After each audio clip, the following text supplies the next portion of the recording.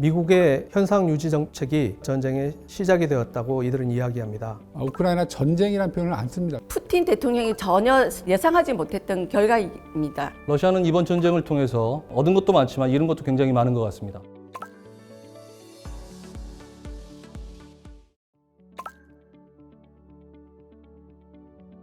미국의 현실주의 주류학자들은 미국과 서유럽의 동맹국들이 동유럽 국가들을 나토에 참여시킴으로써 이에 동진을 획책했고, 이러한 안보 위협이 결국은 러시아의 우크라이나 침공을 유발했다고 이야기합니다. 하지만 비판론자들은 러시아가 나토의 위협에 대응해서 자신들의 안보를 지킬 권리가 있는 것처럼 동유럽 국가들 역시 자신들의 안보를 위해서 나토에 가입할 권리가 있다고 주장합니다.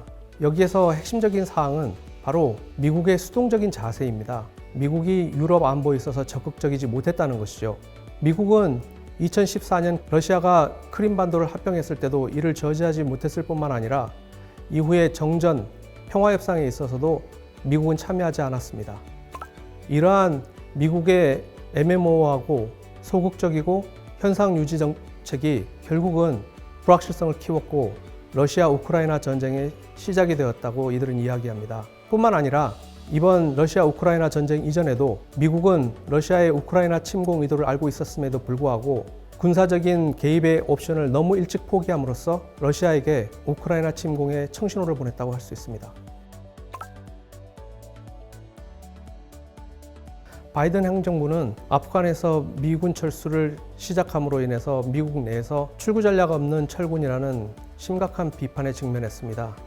하지만 미국의 주류 학자들은 바이든의 이러한 정책이 결국은 미국의 핵심적인 이익이 중요하지 않은 지역에서의 개입을 줄이고 미국의 이익이 첨예하게 걸려있는 중국 견제와 같은 문제에 집중하기 위해서 이러한 선택적인 개입 정책으로의 전환이라고 이야기합니다. 이러한 선택적인 전환의 일환으로서 이번 러시아 우크라이나 전쟁은 결국 미국이 우크라이나의 주권 회복이라는 우크라이나 이익이 아니라 결국은 현상 유지, 그리고 수동적으로는 러시아의 남하를 저지하는 현상 유지 정책을 유지하기 위해서 적극적인 군사 개입을 피하고 경제적인 제재를 통한 간접적인 군사 지원을 통해서 미국이 원했던 일정 정도의 자신들의 이익을 실현하려고 했다고 할 수 있습니다. 여기에서 중요한 것은 바로 미국 의회에서 공화 민주 양당이 만장일치로 통과시킨 무기거래법입니다. 이러한 무기거래법은 이러한 선택적인 개입의 구도 속에서 미국이 더 원활하게 간접적으로 동맹 국가들에게 무기를 지원할 수 있고 동시에 경제적인 제재와 같은 간접적인 수단들을 통해서 상대방을 압박하고 군사적인 그리고 민간적인 이런 스마트 파워 전략을 효율적으로 사용하기 위한 것입니다.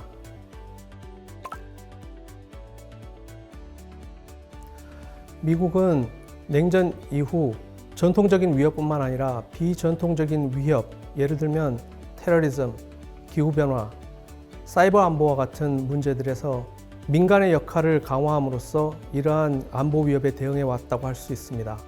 하지만 이번에 러시아 우크라이나 전쟁은 전통적인 위협의 문제점을 새롭게 부각시켰고 이러한 전통적인 위협에 대항해서 지금까지 미국이 민간 중심의 동맹 강화 정책을 어떻게 군사적인 수단들과 결합해서 균형 있게 앞으로의 잠재적인 군사적인 위협에 대응할지에 대한 새로운 과제를 안게 되었다고 할 수 있습니다. 또 한 가지는 이번에 러시아 우크라이나 전쟁은 핵을 포기한 우크라이나의 안보가 얼마나 취약한지를 여실히 드러냈다고 할 수 있으며 이러한 안보 취약성은 잠재적인 핵 보유국, 예를 들면 이란과 같은 국가들의 핵 보유 동기를 강화했다고 할 수 있는데 새롭게 강화된 핵무장 동기를 미국이 어떻게 비확산 제도를 강화할지에 대한 새로운 부담을 안게 되었다고 할 수 있습니다. 러시아가 이번 전쟁을 통해 획득한 첫 번째 성과는 돈바스 지역을 장악한 것입니다. 여러 가지 전황을 고려해 볼 때 러시아는 조만간 루간스크 공화국 그리고 도네츠크 공화국을 완전히 장악할 것 같습니다.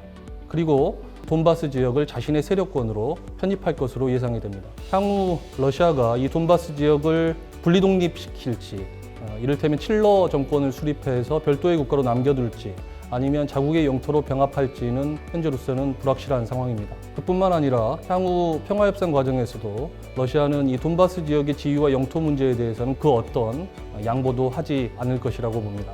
따라서 이 돈바스 지역의 장악이라고 하는 것은 러시아의 이 경제적, 안보적 이익의 측면뿐만 아니라 잃어버린 구토의 회복, 그리고 민족적 전홈의 수호라고 하는 측면에서 굉장히 중요한 성과로 평가할 것으로 예상합니다. 두 번째 성과는 러시아가 이 우크라이나의 나토 가입을 저지할 수 있게 될 가능성이 굉장히 커졌다는 점입니다. 아시는 것처럼 2008년 루마니아 정상회담 이후에 러시아는 우크라이나의 나토 가입 문제를 자신에 대한 실존적 위협으로 간주를 해왔고, 이에 대해서 굉장히 강경한 입장과 태도를 표명해 왔습니다. 따라서 이번 전쟁을 통해서 우크라이나의 나토 가입을 선제적으로 저지하기 위한 행보를 펼친 것인데요. 향후 우크라이나는 오스트리아와 같이 비무장 중립의 길을 가든지, 아니면 핀란드와 같이 무장 중립의 길을 가든지, 아니면 한반도와 같이 분할의 길을 갈 수밖에 없을 것입니다. 이 세 가지 경우 모두 다 우크라이나는 나토에 가입할 수 없게 될 텐데, 결국 러시아는 우크라이나의 나토 가입을 저지한다라고 하는 목표를 기어이 달성하게 될 것입니다. 세 번째 성과는 러시아가 이번 전쟁을 통해서 그동안 공들여왔던 이른바 비서구 국가들과의 긴밀한 관계를 재확인했다는 점입니다. 이번 전쟁에서 러시아에 대한 규탄과 제재에 참여한 국가는 유럽에 있는 국가들과 또 일본, 한국을 포함해서 48개국에 불과합니다. 쿼드, 그러니까 이 사자 안보 대화에 참여하고 있는 인도를 비롯해서 사우디와 이스라엘을 비롯한 중동 국가들, 그리고 브라질과 멕시코를 비롯한 중남미 국가들, 그리고 남아프리카 공화국을 비롯한 아프리카 공화국들, 전 세계의 약 4분의 3 정도에 이르는 많은 국가가 현재 대러 제재에 참여하지 않고 있는데, 이것은 바로 러시아가 오랫동안 공들여왔던 관계 개선의 노력의 결과이기도 하고, 또 앞으로 조성될 불안정한 그리고 유동성이 굉장히 강한 국제 질서의 현 상황을 반영한 그들의 굉장히 신중하고도 유연한 태도의 결과라고 생각을 합니다. 러시아는 이번 전쟁을 통해서 얻은 것도 많지만 잃은 것도 굉장히 많은 것 같습니다. 잃은 것 중에 첫 번째는 국제적 평판의 손상이라고 할 수 있겠습니다. 아까도 말씀을 드렸지만 러시아는 그동안 국제사회에 책임 있는 강대국의 상, 그리고 다국 질서의 구축을 굉장히 희구해 왔는데, 이처럼 강대국의 상에 부합하지 않고 또 다국 질서를 구축하는 과정에서 전쟁이라고 하는 굉장히 극단적이고 파괴적인 수단을 선택했다는 측면에 있어서는 그들의 국제적인 리더십, 지도력과 평판의 손상이 불가피한 측면이 있다고 여겨집니다. 두 번째, 러시아가 잃은 것은 이른바 탈소비에트 공간에서의 정치적, 도덕적 정통성에 손상을 입은 측면이 있습니다.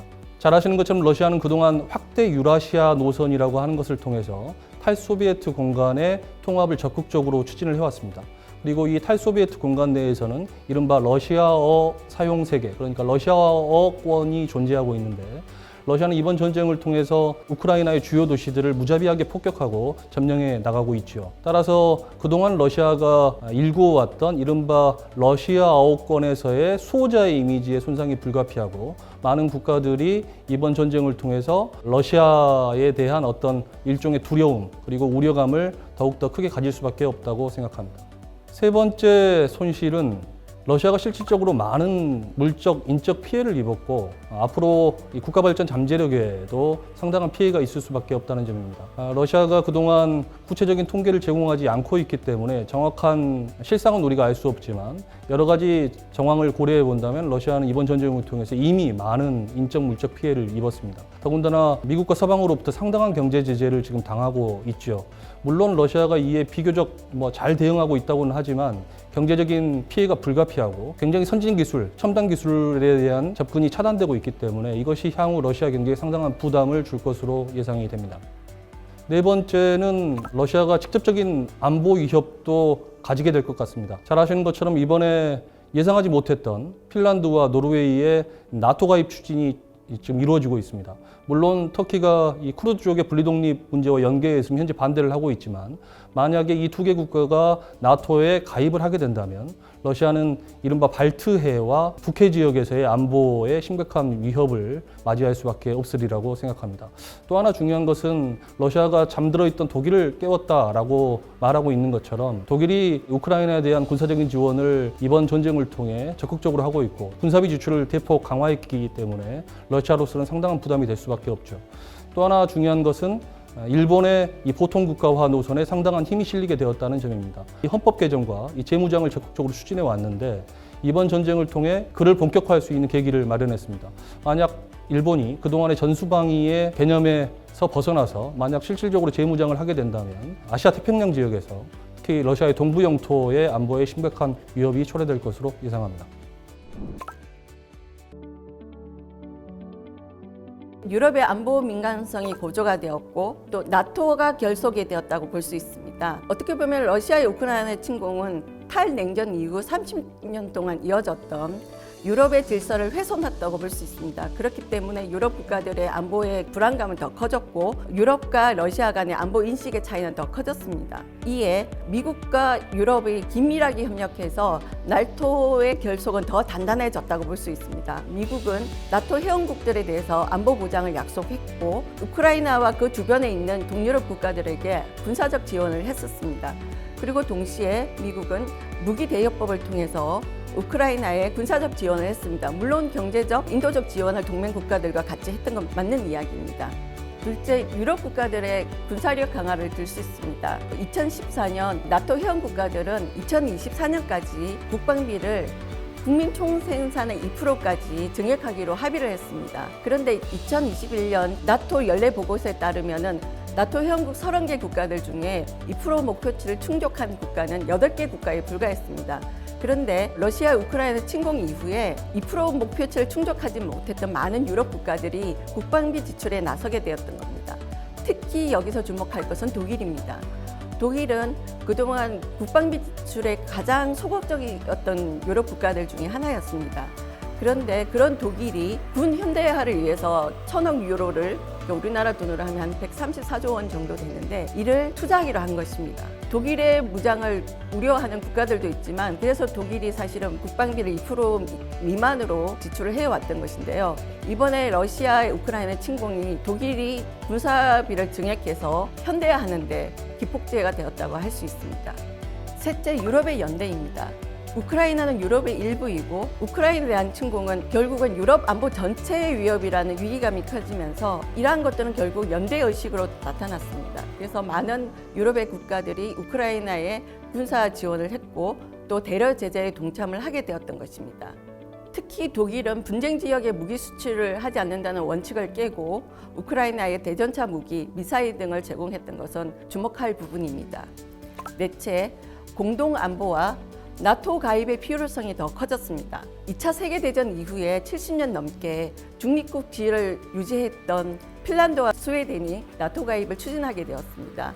그동안 핀란드와 스웨덴은 중립국 지위로서 러시아와 서방 사이에서 외교적, 경제적 교량자 역할을 했었는데 이번에 이런 그 중립국 지위를 가지고 있던 핀란드와 스웨덴 국가가 나토 가입을 추진하게 되면서 유럽 질서의 그 세력 균형이 깨질 수 있는 굉장히 중요한 역사적 분기점이 될 수 있습니다. 이러한 중립국들의 나토 가입은 결국 나토 밖에 있는 것보다 나토 안에 있는 게 자국의 안전을 담보할 수 있다는 그런 인식에 의한 전략적 판단으로 보여집니다. 러시아 우크라이나 전쟁으로 유럽은 역사적 전환점을 맞고 있는데요. 유럽 안보 질서의 재조정은 불가피해질 것으로 보입니다. 유럽 안보 질서를 맞들고 있는 세 가지 축은 크게 나토, 유럽 안보 협력 기구, 그리고 유럽연합의 독자적 방위라고 할 수 있습니다. 그 중에서도 가장 중요한 것이 나토인데요. 러시아의 우크라이나 침공으로 인해서 앞으로 그 나토의 역할이 더 커질 수밖에 없습니다. 나토는 지난 6월 말 마드리드 정상회담에서 12년 만에 새로운 전략 개념을 발표하였습니다. 변화된 유럽 안보 지형과 또 국제 정세에 대응해서 나토의 군사 전략을 강화하고 나토의 활동 영역을 더 확장을 하였습니다. 그게 중요한 핵심입니다. 특히 중국과 러시아 같은 권위주의 세력에 대응해서 유럽과 그 주변 국가뿐만 아니라 인도 태평양 지역까지 나토의 활동 영역을 확장했다는 점에서 굉장히 나토의 역할이 더 커졌다고 볼 수 있습니다. 둘째, 유럽 안보 협력 기구에 대해서 수명이 다했다는 비판이 있지만 여전히 유용성을 가지고 있습니다. 유럽 안보 협력 기구는 분쟁을 조정하거나 아니면 지금같이 종전을 하기 위한 평화협정을 위해서 굉장히 중요한 역할을 할 수밖에 없는데, 특히 지난 3월 유럽안보협력기구는 우크라이나 요청으로 러시아 군들이 자행했던 인권 유린이나 국제법이 위반되는 행위에 대해서 진상조사를 해서 그 결과를 발표했습니다. 따라서 전쟁이 끝나고 나면은 어떤 식으로든 인권 유린이라든지 아니면 국제법 위반에 대한 그런 부분들은 상당히 문제가 될 수가 있는데, 그런 부분에서 유럽안보협력기구가 굉장히 역할을 할 수 있을 것으로 생각합니다. 셋째, 유럽 안보는 유럽 책임이라는 인식하에 유럽 국가들의 전략적 자율성도 더 커질 것으로 보입니다. 유럽연합은 지난 3월 향후 10년간 공동안보와 국방정책의 로드맵을 담은 전략적 나침반을 발표하였습니다. 또한 유럽 회원국 간의 상호 방위 조항을 재확인하였고, 또한 2025년까지 유럽연합 합동군을 창설하기로 하였습니다. 만약 이게 현실화된다면 유럽연합이 그동안 70년 동안 수행했던 사업이 이루어지게 되는 것입니다. 이처럼 나토 강화, 유럽의 자강론, 독일의 재무장은 푸틴 대통령이 전혀 예상하지 못했던 결과입니다. 유럽 내에서 독일의 재무장에 대한 우려도 있지만 앞으로 유럽 안보 질서를 재조정하거나 유지하는 데 독일의 역할은 더 커질 수밖에 없습니다. 결론적으로 말씀드리면 재조정될 유럽 안보 질서는 미국과 서방 세계가 얼마나 오랫동안 단합하느냐와 우크라이나의 안전 보장을 얼마나 신뢰도 있게 보장하느냐가 될 것입니다. 지정학적으로 미국은 유럽에서 떨어져 있지만 유럽 국가들은 러시아와 이웃하고 있기 때문에 러시아를 완전히 배제하기는 어렵습니다. 따라서 결과적으로 타협과 협상을 할 수밖에 없게 될 것입니다. 이런 과정에서 미국과 유럽 간의 전략적 이해가 다르기 때문에 상당한 조율은 불가피해질 것으로 보입니다. 지난 2월 4일이었죠. 시진핑 주석이 베이징 동계올림픽에 참석했던 푸틴 대통령을 접견했고요. 6월 15일 날 전화통화를 했습니다. 거기에는 어떠한 전쟁에 대한 성격, 역할, 지위에 대해서 이런 방구 말이 없었어요. 중국의 기본적인 생각은 이번 전쟁을 사전에 인지했다거나 혹은 러시아가 전쟁을 일으키려고 하는데 중국이 이걸 묵살했다거나 이러한 서방이나 미국의 공격에 대해서 전혀 그런 사실이 없다. 몰랐다라는 입장이거든요. 그렇기 때문에 전쟁의 성격이나 지위가 어떠한지에 대해서는 중국이 사실 처음부터 알고 있지는 않은 거로 생각을 합니다. 그렇기 때문에 전쟁이 났을 때 중국은 상당히 좀 당황했고 정세 판단이 안 됐기 때문에 일단 모호성을 유지하는 쪽으로 인식을 잡아가고 있고요. 그 모호성의 유지라는 것이 용어에서 나타나는데요. 우크라이나 전쟁이라는 표현을 안 씁니다. 중국은. 우크라이나 문제, 우크라이나 사태, 혹은 뭐 러시아 군사 행동 이런 식으로 하면서 의도적으로 전쟁을 피해가려고 하는 굉장히 수세적인 인식을 드러내고 있습니다. 이건 상당히 중국에서는 좀 풀기 어려운 문제인데요. 그러니까 중국의 인식이 처음에는 러시아 우크라이나 전쟁이 그냥 두 나라 간의 역사적인 맥락과 경위에 따라서 불가피한 전쟁이었다라고 생각을 했습니다. 근데 이게 나토를 포함해서 유럽 서방이 개입하고 급기야는 미국이 전쟁에 개입하면서 이번 전쟁의 성격이 양 국가 간의 국지전이 아니라 국제전으로 비화되고 있고 그 전쟁이 국제화하면서 장기적인 추세를 보이고 있다라는 것 때문에 중국의 인식도 차츰 변화하고 있습니다. 이유가 어떻든 간에 이번 전쟁은 결국 국제 질서의 변화를 초래할 수밖에 없고 그 변화 과정에서 중국은 그럼 자신들의 적합한 이른바 책임 있는 대국의 역할을 하겠다 이런 인식을 좀 갖고 있습니다. 중국은 기본적으로 구체적인 군사행동이라든지 정치적인 오해 혹은 정치적인 판단을 유발할 수 있는 그런 행동을 하지 않습니다.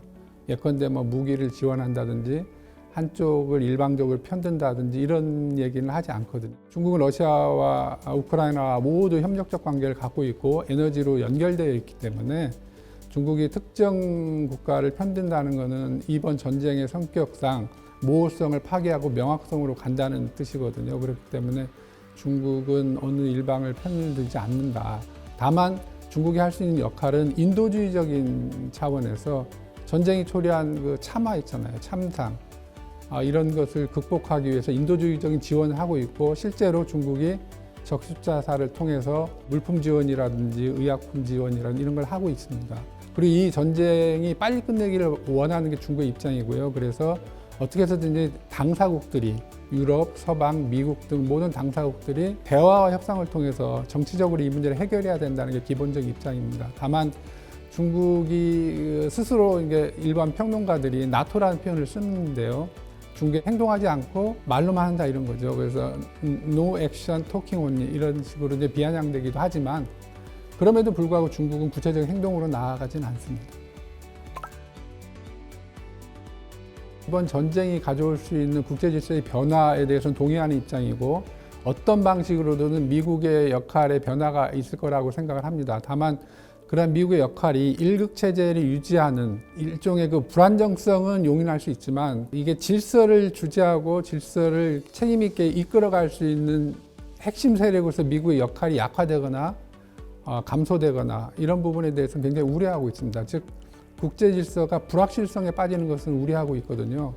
그래서 그걸 대체하기 위해서 중국이 고안해낸 방식이 뭐냐면 유엔 중심의 역할을 강화하는 겁니다. 일관되게 중국이 주장하는 이번 전쟁의 성격이 유엔 헌장의 취지와 원칙에 부합되는 해결책을 가져가야 된다는 입장이고요. 그러기 위해서 유엔 중심의 역할이 강화될 수밖에 없고 이거는 중국이 의도하든 간에 다자주의 체제를 통한 해결이 될 수밖에 없는 입장이다. 그래서 향후 중국은 유엔 중심의 역할이 더욱 강화돼야 되고 유엔 역할의 강화 속에서 각국의 주권과 영토가 침해되지 않는 독립적인 국가 지위를 가져가야 된다. 그런 입장을 가지고 있습니다. 그리고 그 과정에서 유엔의 역할에 충실할 수 있도록 그 역할 강화에 자신들의 건설적인 역할을 하겠다고 이미 공언했고 그런 움직임이 앞으로 가시화되지 않을까 이렇게 생각을 합니다. 일단 첫 번째는 군비 경쟁의 심화라고 할 수 있습니다. 이미 유럽의 재무장이 시작이 됐고요. 그리고 군비 경쟁과 관련돼서 지적해야 될 제일 중요한 문제 중에 하나는 2차 세계대전 패전국들의 부활입니다. 유럽의 군비 경쟁과 함께 독일이 재무장을 시작했고 아시아에서는 일본이 이른바 보통국가로 가는 길을 가속화시키고 있습니다. 일본은 이미 미중 경쟁 상황에서 미국의 인도태평양 전략의 핵심 국가로 부상하면서 전쟁을 할 수 있는 국가로의 전환을 추구하고 있습니다. 이것을 미국이 지지해주기 시작하면서 결국에는 일본과 독일의 재무장이 이루어지고 있는 것이죠. 두 번째는 러시아의 우크라이나 침공, 그러니까 러시아와 미국 간의 관계 악화가 미중 전략 경쟁이라는 큰 틀 위에서 발생했다는 것입니다. 미중 관계 악화, 미러 관계 악화가 동시에 이루어지고 있는데 미중 갈등, 미러 갈등이 교차하는 가장 첨예한 지리적 공간이 한반도가 되고 있습니다.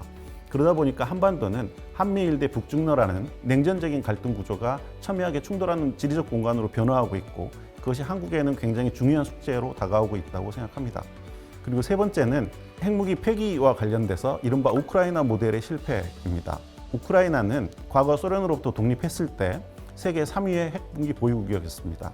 그런데 이른바 협력적 위협 감축 협정이라고 해서 미국으로부터 경제적 지원을 받는 대신에 자신들이 가지고 있던 핵물질과 핵무기 등을 전부 포기한 사례입니다. 굉장히 모범적인 사례라고 평가가 됐었지만은 결국에는 그 핵무기를 폐기하는 과정에서 우크라이나에 제공했던 서방과 러시아의 안전보장이라는 건 굉장히 허약하다라는 게 드러났고 북한 입장에서 봤을 때는 핵무기를 포기한 우크라이나가 러시아의 침공을 받는 것을 보면서 굉장히 나쁜 사인을 얻었을 것이라고 생각합니다. 이상을 요약하면 결국에는 글로벌 군비 경쟁이 심화되고 있고 동북아도 예외가 아닌 상황, 한미일 대 북중러라는 냉전적인 갈등 구조가 심화된 상황, 그리고 우크라이나 모델의 실패가 주는 교훈 이런 것들이 겹쳐지면 외교와 협상을 통한 북핵 문제 해결이라는 것은 앞으로 점점 더 어려워지지 않겠는가라는 것에 대한 비관론이 등장하는 그런 게 우리로서는 제일 큰 문제라고 할 수 있을 것 같습니다. 한국 입장에서는 굉장히 곤혹스러운 상황이라고 할 수 있습니다. 일단 첫 번째는 과거 한국은 안보는 미국, 경제는 중국이라는 이중 전략을 구사했었습니다. 그런데 안보와 경제가 연계된 세상에서 기존의 전략이 잘 작동하지 않는 구조가 생성된 것이죠. 그리고 두 번째는 우크라이나 전쟁이 맨 처음에 시작됐을 때 나토 가입을 섣불리 결정한 우크라이나의 선택이 러시아의 침공을 불렀다라는 평가가 있었습니다. 이것은 서방과 러시아 사이에 지정학적인 단층선에 있는 국가가 일방을 선택했을 때 나타날 수 있는 안보 불안을 상징하는 것으로 평가되기도 합니다.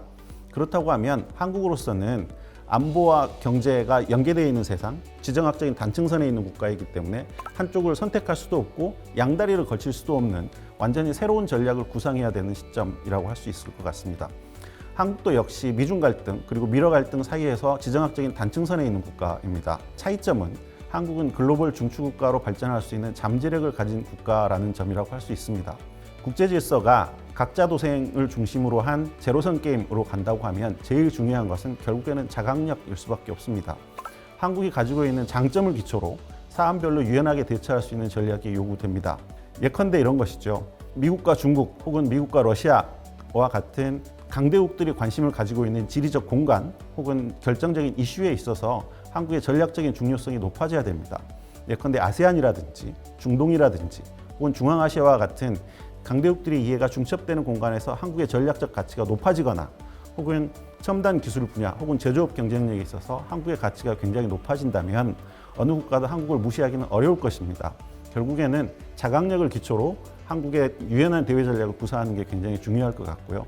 물론 자강력만 가지고 자국의 안보를 완벽하게 확보할 수 있는 국가는 없습니다. 그런 의미에서는 굉장히 곤혹스럽지만 한국이 가지고 있는 장점을 기초로 사안별로 유연하게 대처하면서 각 사안별로 다가오는 위협들에 대한 대처와 함께 한국의 국익을 극대화할 수 있는 방안을 마련하는 것이 지금으로서는 최선이라고 생각합니다.